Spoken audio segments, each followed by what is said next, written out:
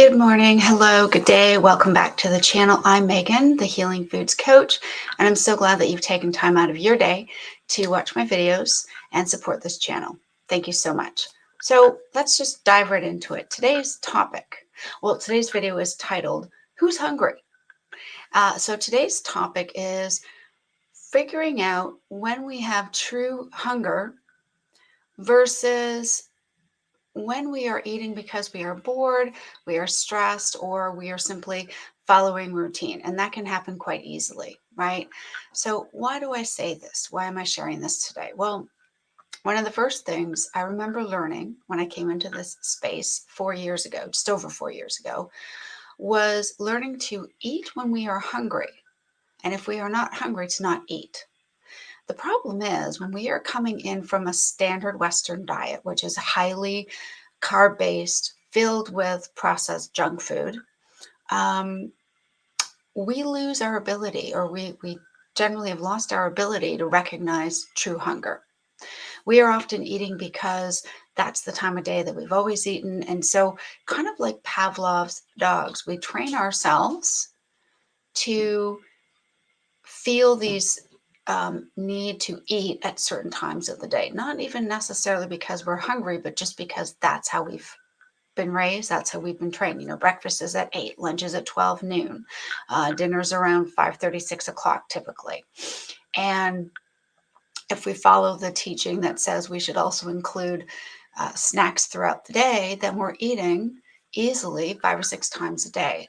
And most of the time, most of us, not everybody, but most of us, at least if we're coming from a standard Western diet, we're eating high amounts of not just starchy carbs found in nature, like vegetables and starchy fruits, well, starchy sugary fruits and vegetables, but we're also eating far too many highly refined and processed products we call junk food because they're junk. They're not good for us, right? So all the sweet treats, all the savory treats with all the seed oils and the sugars and the bad salts and all of that. All those things, we are training our bodies to expect them every couple of hours, which, by the way, is what happens when we are primarily burning glucose through dietary sources, is that we run out of energy every 1 to 2 hours, and we have trained ourselves to expect more fuel, or more food, I should say. They're not a very effective fuel source. We have trained our bodies to expect something every couple of hours. And so what happens is, if you're used to having oatmeal or toast or cereal for breakfast, maybe a banana if you're feeling healthy, or some biscuits or some potato chips or something mid-morning with a coffee or a tea or even a soda, we have trained our bodies to expect these regular hits of caffeine and sugar and carbohydrates. And so when we don't get them, we get irritable, we get cranky, we get moody, and we don't even fully realize that what we're basically doing is we are treating the things we eat as an addict would treat, say, nicotine or alcohol or drugs. And that we have trained our bodies to expect these hits, these stimulants, every couple of hours throughout the day. And so when we go without, for whatever reason, we're stuck in traffic, we have a meeting that runs over, we're running around, we don't have time to stop and eat, we start to feel basically the withdrawal of these things from our bodies. So we're not actually hungry in the sense we are not low on body fuel. If we gave our bodies the chance to actually burn the stored fat it is carrying already, become fuel, to become fat burners instead of glucose burners, then we would have plenty of energy and fuel, and we would not need to eat as much to keep ourselves going. We would not need those stimulants. Now, this is a big reason why when you first come into this way of eating, from a standard diet especially, you have what people often call the keto flu, carnivore flu. You're basically going through withdrawals from all of the carbohydrate and sugar and caffeine stimulants that your body's been used to. And so when you cut those out or you cut down, you're going to feel the effects. Just like somebody who has a drug addiction, for example, And they are used to getting their fix every couple of hours. And if they don't get it, they start to feel physically sick. That's why. And the similar thing happens when we start to cut out or cut down on all the processed, certainly with the highly refined processed garbage, but also when we cut back on the carbohydrates that we found in natural foods. Like I say, like things like potatoes and starchy vegetables or highly sweet fruit. When we start to cut down on that or remove it, depending on what our protocol is that we're following, we are going to feel terrible because we are so used to the stimulants from these things in our body that our bodies withdrawing from it, not feeling great. However, we will feel better. It may take a few days, but we will start to feel better. What has that got to do with hunger? Well, what I learned about myself is that I was putting so much stimulant in my body through sugar and caffeine primarily, that I was dampening my hunger signal to the point where it was no longer effective. I could easily go for hours and restrict my eating to almost nothing. I would start to feel weak. I would start to feel um, fuzzy headed. I would start to feel over emotional, but I could go without eating. Now, that was restrictive to the point of trying to starve myself for several days in a row. I'm not saying this was a good thing. Okay. But I essentially, not that I did fully, but in many ways, I feel like I broke my ability to recognize hunger signals because I was denying myself proper nutrition. And not only was I not eating at regimented times, but I was trying to not eat at all, which is not good for the body, which causes eventually your metabolism will start to slow right down in order to hold on to whatever fat you have, because now it thinks you're in a state of starvation, which is what I was trying to do, but it's not going to allow you to lose weight. And you're now in a stress state. Your cortisol levels are going to be continuously raised, which also means your body's going to hang on to whatever fat it has stored for emergency energy purposes. Okay, because now you're in a state of emergency. So how do we get past that? Let me just say it isn't something that happens instantly, and you will have to retrain your brain and your body to realize to accept proper nourishment and therefore get those hormone signaling. So what did I do? Well, sometimes we have to make ourselves eat something, even if we don't feel hunger, especially for somebody like me who has a history of restrictive eating patterns or an eating disorder, where we can go for hours, even days without food, and it doesn't affect us. Well, as in we don't feel that hunger anymore. We can ignore it. We basically turn that signal off. That's not helpful. Okay. Because when we come into this space, and it's very easy to be chronically under eating, we don't get enough saturated fats, we're not getting enough protein, and all the excess weight that maybe we've been storing, which still happens, by the way, we can't seem to shift, and that could be why.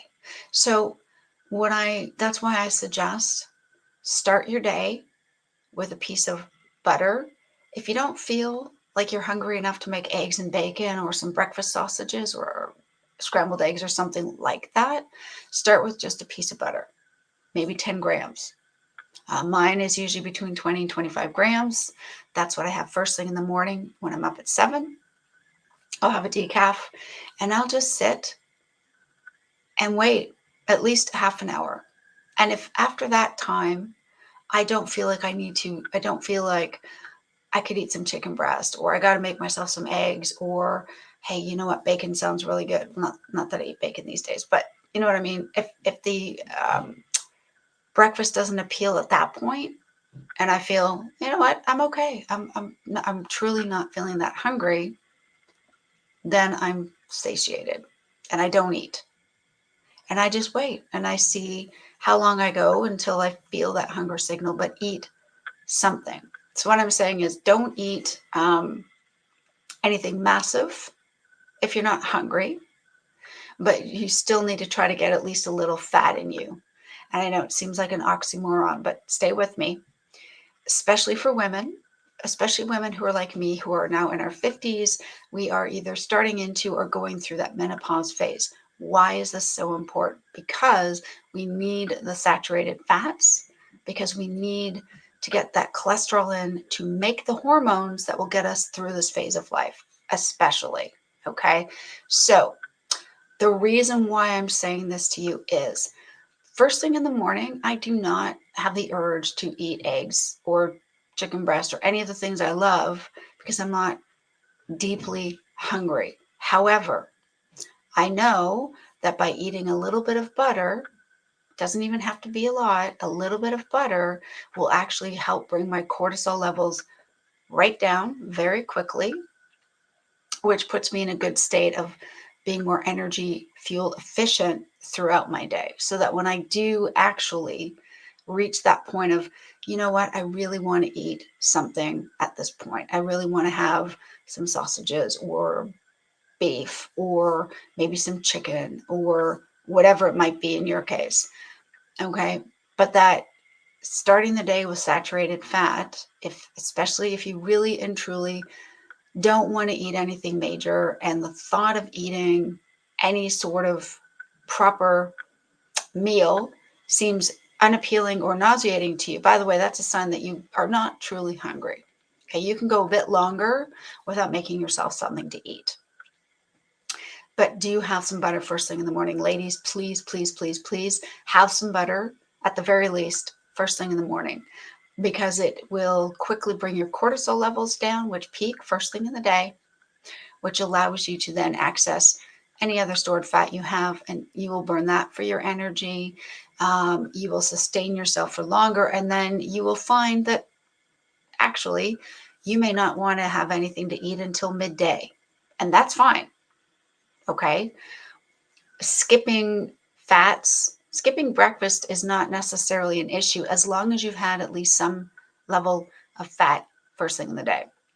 So you don't have to make a full breakfast meal, but at least have something like butter or maybe a bit of avocado. If you don't do butter, have a spoonful of beef tallow or, you know, some ghee, depending on what you tolerate, just to get that little bit of fat in your system, bring down the cortisol levels, and you find your system runs a whole lot better. Just my little friendly tip and bit of advice to you there. Oftentimes, we eat because, like I've said, we come out of a lifetime of constantly needing to fuel our carb and sugar addiction, and we don't even realize that's what we're doing. The reality is we burn through carbs fairly quickly as far as energy, but we don't want to feel uncomfortable. We don't want to actually feel the discomfort of true hunger. We don't want to actually feel the discomfort of going without our sugar, caffeine, or starchy carb stimulants because it's uncomfortable. And that's why we get into a habit of eating every couple of hours. But that doesn't mean we're actually hungry. And most of that is simply going to end up getting stored as excess body fat. So that's the key, is trying to break the cycle. Now, sometimes, as it turns out, we think we might be hungry. We might just be thirsty. So when you get up in the morning, have a bit of butter, drink some water, sit with it for 30 minutes. I promise you, if you don't eat every 2 hours, you will not starve. We tell ourselves, oh my gosh, I'm starving. We're not starving. Okay. We look at some of these very, very poor parts of the world where they go weeks, days, weeks without knowing if they're going to have food. That is starving. We, in the Western world, on a standard Western diet in particular, we are not starving.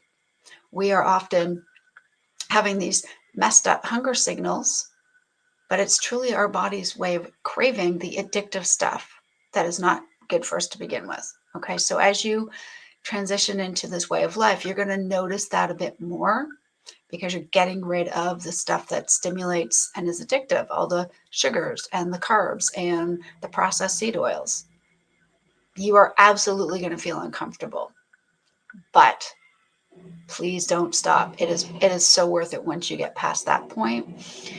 And the more you get that stuff out of your diet and you're not being stimulated by sugar and caffeine and salt and, seed oils and the bad trans fats and all that junk, the more your body's going to calm down and the more you're going to actually be able to start noticing when you're really hungry. Here's a tip, okay?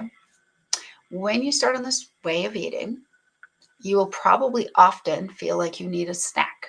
Not because your body requires fuel at that point, but because that's what it's been trained to do. So make sure you have something like some mini cocktail sausages or some pre-cooked chicken breasts and avocado slices. Maybe have some hard-boiled eggs, some cheese, some deli meat. Why? Because what you will find is as you give your body these good sources of saturated fats with protein, your body's going to start to recognize that you're putting in actual proper fuel. And it's not going to panic every couple of hours because you haven't given it the carbohydrates. So in other words, your body is going to start to say, hey, wait a second, this is good, but actually I don't need it all. This is going to satisfy me. I don't need to eat everything. And what you'll find little by little is that you need to eat a bit less and less, to the point where you're probably going to be able to wean yourself off of snacking as you really start to recognize true hunger, and whether you're just eating because you're bored or you're stressed, right? And you're seeking some way of stimulating your senses, which is what we do with a standard Western diet. Not that we necessarily plan to, but that's what happens. And that the more you keep eating these good sources of saturated fat and protein, the more full you're going to feel, the less you're going to need to eat more. You're going to actually be able to reach a point where you're going to say, hey, actually, I thought I was super hungry. Turns out I don't want everything on my plate. You can save it, put it away for later. That's a great feeling, by the way. So I hope this is helpful. Thank you so, so much for your time, for, again, coming to the channel and watching this content. If you guys want any more information, if you're interested in some one-to-one coaching, don't forget, I have spaces available. Go to my website. You can book sessions now, and would love to help you. We can work together. We'll get healing together, and let's learn together how we can reawaken our true hunger signals and cut out the madness in the background. All right, guys, that's it for me today. Thank you so much for watching, and I will see you in the next video. Bye for now.